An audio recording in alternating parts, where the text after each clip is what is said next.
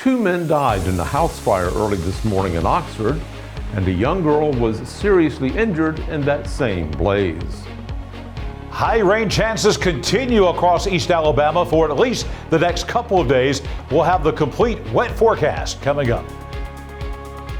Jacksonville State announced their class of 2022-23 Hall of Fame inductees. We'll give you the details coming up in sports. EAN Local News starts now.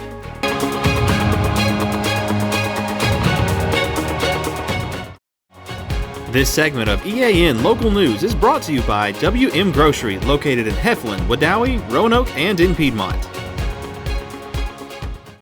Good evening, and thank you for watching East Alabama Now Local News for Tuesday, June 20th, 2023. I'm Mike Stedham. And I'm Katie Edwards. Oxford firefighters were called to a house fire at 24 Main Street north of downtown just before 2 this morning. Fire Chief Gary Sparks tells EAN News what they found when they arrived. Well, we received a call this morning at 1:56 a.m. of a structure fire here on Main Street. When we arrived on scene, we had heavy fire out the front of the house. We were told there were victims still inside the house. We made entry, started searching. We were able to rescue a 8-year-old girl. She has been taken to Children's Hospital in Birmingham. There were 3 other people that we were rescued that were taken to RMC locally and treated and released. And then unfortunately we had 2 adult males that were found deceased inside the fire. The Calhoun County Coroner's Office has identified the victims as 82-year-old Thomas Lee Terry and 52-year-old Jimmy George Smiley. We asked Chief Sparks if his firefighters were able to determine how many people lived in the 2-story structure. It is a single-family dwelling, but it was a big family. Several family members that were living here. There were 6 in the house at the time of the fire, and from what I understand it is that there's about 11 that lived in the house total, but there were several that were gone out of town. The chief says the cause of the fire and where it started is being investigated by the State Fire Marshal's office with help from his department. We also asked him about the firefighters who ran into the burning structure as soon as they found out people were still inside. They did the job that they do every day. I mean, that's what they're trained for, and that's what they're paid for, and they perform well. Anniston police were called to a house in the 300 block of Elm Street around 3 o'clock Monday afternoon and found a woman in the house who had apparently been shot to death. Police identified the victim as 29-year-old Jasmine Nicole Whitson of Anniston. Sergeant Jason Hawkins of the department's investigative division is asking for the public's help with this case. If you have any information, you're asked to call him at 256-240-4081. When we return, we'll tell you about a new pre-kindergarten classroom that's being added to a program in Jacksonville. Since 1993, WM Grocery has been a major part of our local community. WM offers the very best in fresh produce and an outstanding meat department. WM also has many local products not found anywhere else and fresh sushi every day. If you need an event catered, come see Mrs. K at any WM store. Curbside pickup is also available for your online grocery orders. Be sure to download the WM app for all the deals of the week and shopper rewards. Go check them out today at any of their locations. We take pride in our community and appreciate your business. This segment of EAN Local News is brought to you by Waldrop Manufacturing, metal buildings made right here in Calhoun County. A state grant awarded today will mean an extra pre-K classroom for the Early Childhood Development Program at Jacksonville State University. It's one of 69 new classrooms that will open this fall, providing seats for more than 1,200 additional children.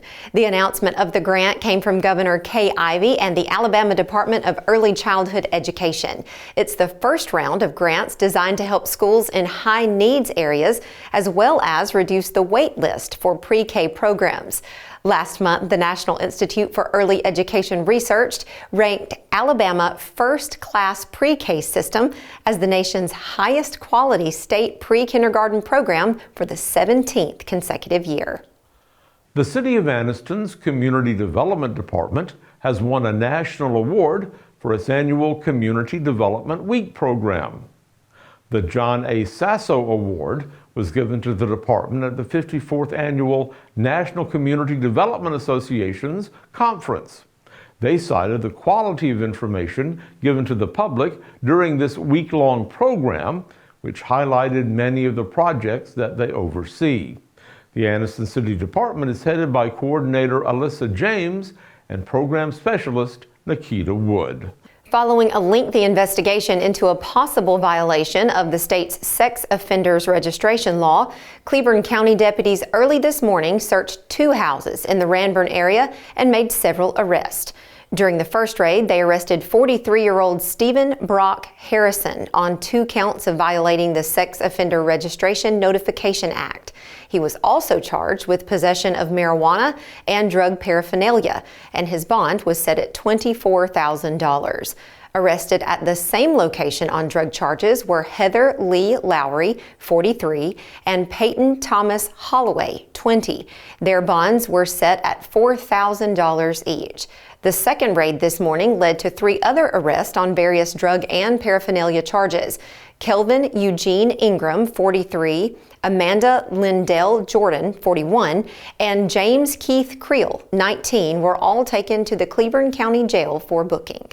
So Katie, what was handier today, your umbrella or your sunglasses? Well, it just depended on what time of day. We had both of those things in my neck of the woods. What about you? Same exact way. John Holder's going to join us right now in the EAN Weather Center. Now, John, today was a textbook case of unsettled weather. We had sunshine 1 minute and then rain the next. That's right. Is tomorrow going to be any better? Well, the weather is going to continue to be a bit unpredictable in the sense that we could have rain showers at just about any time, day or night, over the next 48 to 72 hours. We'll have the complete forecast for all of East Alabama next. Well, my name's Mike Craven, and we recently purchased an open carport, metal carport from a Waldrop manufacturer. I have an extra car. We have a very small home, very small driveway, and I needed somewhere just to park another vehicle, just out of the weather.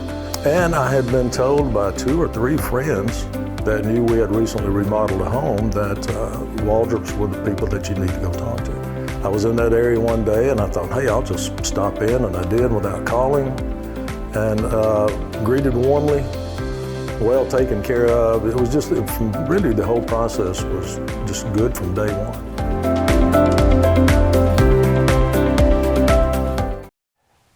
84 degrees again, the high today across East Alabama. That's a little bit below average for this time of year. The morning low this morning at 66, again a couple of degrees below the average. 99 for the record high, 55 the low, and again the sunrise time about 5:30 in the morning. The sunset at almost 8 o'clock tonight. Now today we had showers and thunderstorms just popping up all across East Alabama. That will continue with weather on your street tonight on Kynes Road, just outside of Piedmont, out in the Vigo area.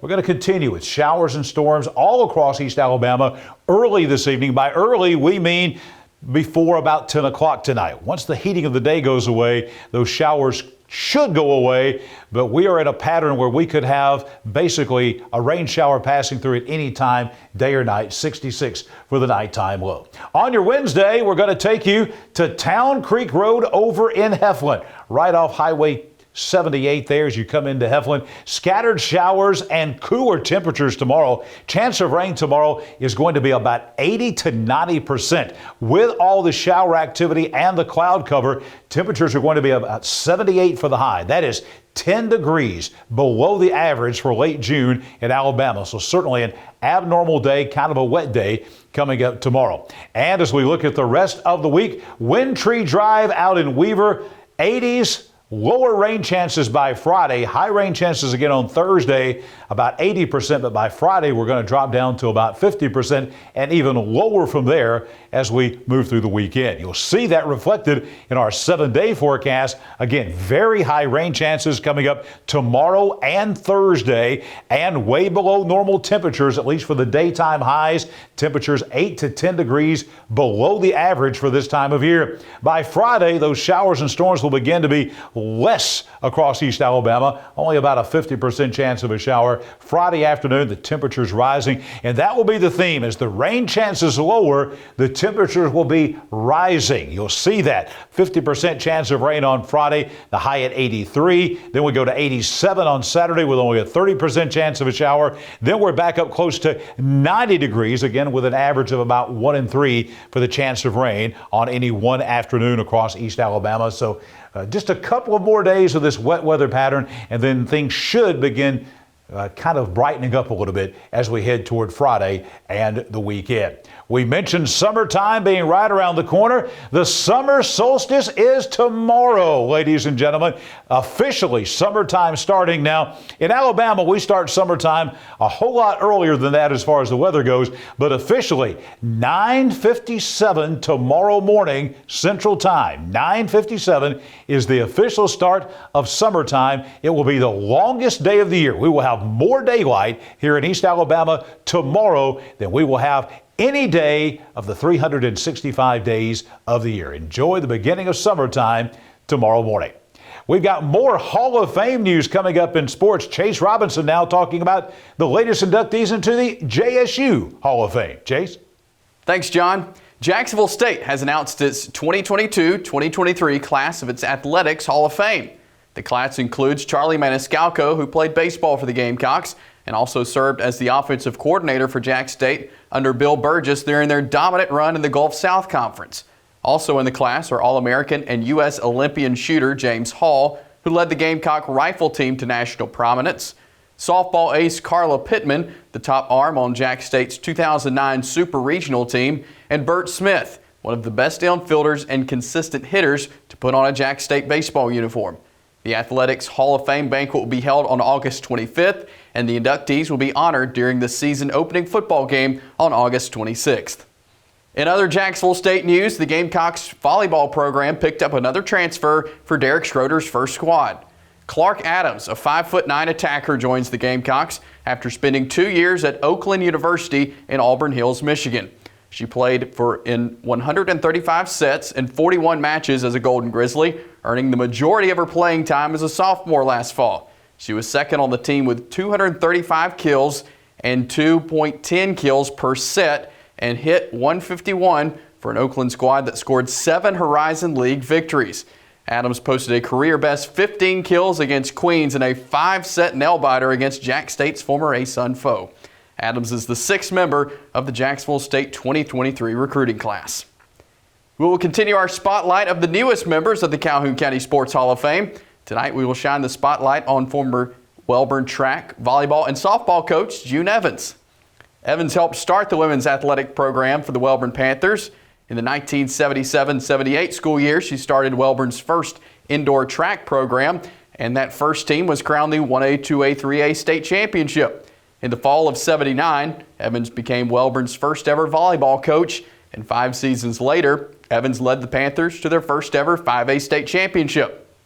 Evans also led the Wellborn softball team to multiple state tournaments, and in 2009, Wellborn named the softball field in her honor.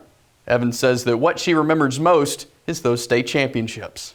Winning the state championships was the most exciting, and that's the first time that girls had won. We won volleyball state championship, and we won track state championship, and runner-up in volleyball state. So I guess those were probably the most rewarding and exciting times. I had a lot of crazy things happening. It was funny, but. That's it for sports. Let's head back over to Katie and Mike.